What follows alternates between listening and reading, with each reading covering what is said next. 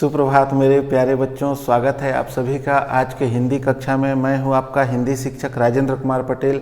मेरे प्यारे बच्चों, आज मैं आप लोगों के लिए एक नया अंश लेकर के आया हूं। आज का अंश है लेखन।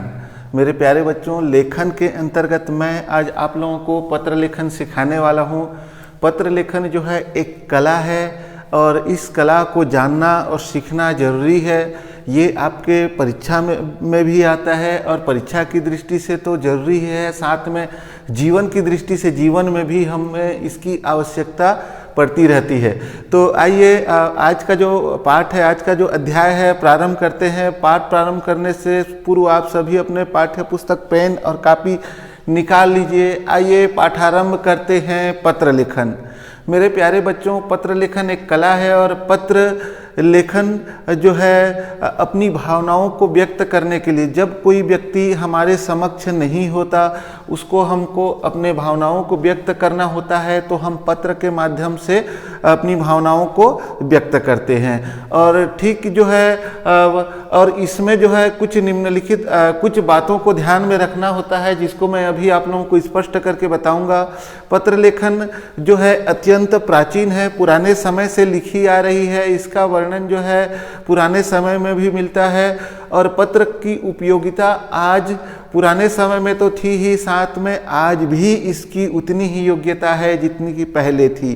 तो मेरे प्यारे बच्चों, पत्र लेखन महत्वपूर्ण अंश है लेखन का। तो लेखन में पत्र को जानना जरूरी है और पत्र के अंतर्गत कौन कौन सी बातें आती है, हमको किन किन बातों को ध्यान में रखना चाहिए, आदि महत्वपूर्ण बातों को आज मैं आपको बताने वाला हूं। तो वीडियो को शुरू से अंत देखिए और ध्यान से सुनते रहिए। आज हम इस पत्र लेखन के इस अंश में आज हम पढ़ने वाले हैं पत्र लिखते समय ध्यान रखने योग्य बातें।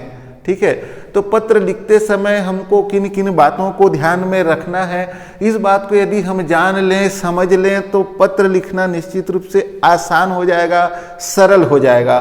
तो आइए एक एक करके सरल तरीके से मैं आप लोगों को समझाता हूं कि पत्र जो है कैसे लिखना है और उसका तरीका क्या है और किन किन बातों को हमको ध्यान में रख करके पत्र को लिखना है। तो सबसे पहले देखते हैं, पत्र में जो है सरलता होना चाहिए। यहाँ पर पहला पॉइंट आप अपने कॉपी में लिख सकते हैं कि बिंदु को पहले है सरलता।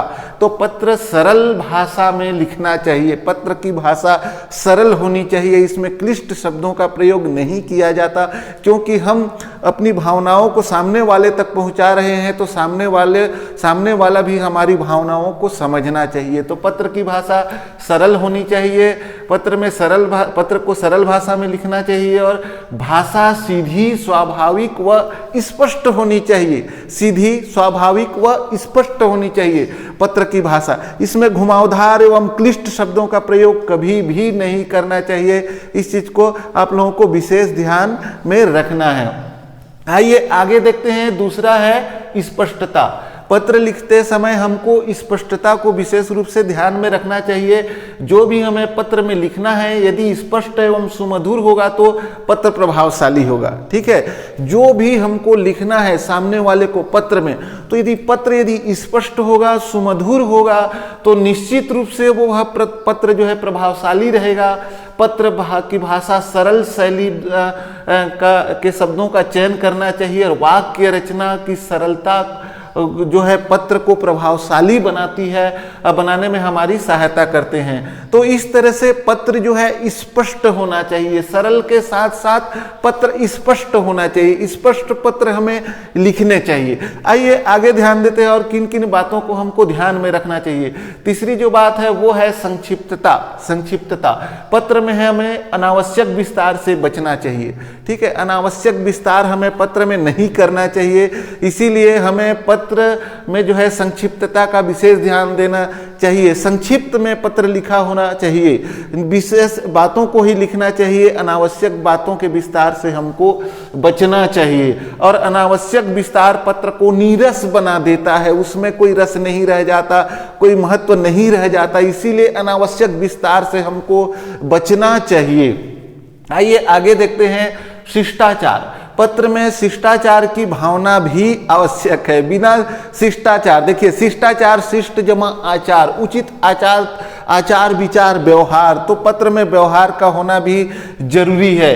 कैसे देखते हैं, पत्र प्रेषक और पत्र पाने वाले के बीच कोई ना कोई संबंध होता है। ठीक है, पत्र जो है प्रेषक और पत्र पाने वाले के बीच, दोनों के बीच कोई न कोई निश्चित रूप से संबंध होता ही है। और आयु और पद में बड़े व्यक्ति को आदर पूर्वक, ठीक है, यदि आपसे आयु एवं पद में कोई बड़ा व्यक्ति है तो उससे आदर पूर्वक और मित्रों को सौहार्द पूर्वक और छोटों को स्नेह पूर्वक पत्र लिखना चाहिए। यदि इन बातों को हम ध्यान में रख करके पत्र लिखते हैं तो निश्चित रूप से हमारा पत्र अच्छा एवं सटीक एवं सही रहेगा। आइए आगे देखते हैं। पत्र लेखन की लिखते समय हमको जो है आकर्षकता व मौलिकता को भी विशेष ध्यान में रखना चाहिए। पत्र का आकर्षक व सुंदर होना भी महत्वपूर्ण है, उसमें मौलिक विचारों की अभिव्यक्ति भी आवश्यक है। तो पत्र का आकर्षक व मौलिक होना यह भी एक महत्वपूर्ण बात है। आइए आगे देखते हैं। उद्देश्य पूर्णता, कोई भी कार्य बिना किसी उद्देश्य के कभी भी सफल नहीं हो सकता।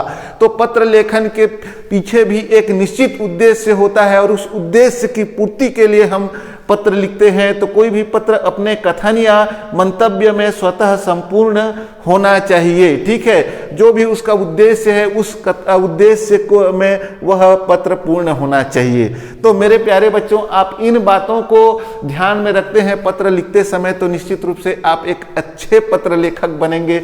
आने वाले वीडियो में मैं आप लोगों के लिए लेकर के आऊँगा पत्र लेखन के अंग और पत्र के प्रकार, कितने प्रकार के पत्र होते हैं। तो मेरे प्यारे बच्चों, वीडियो को देखते रहिए, घर में पढ़ाई करते रहिए। आशा करता हूं आज का अंश आप लोगों को अच्छा लगा होगा। कक्षा में सम्मिलित होने के लिए, वीडियो को देखने के लिए आप सभी को धन्यवाद।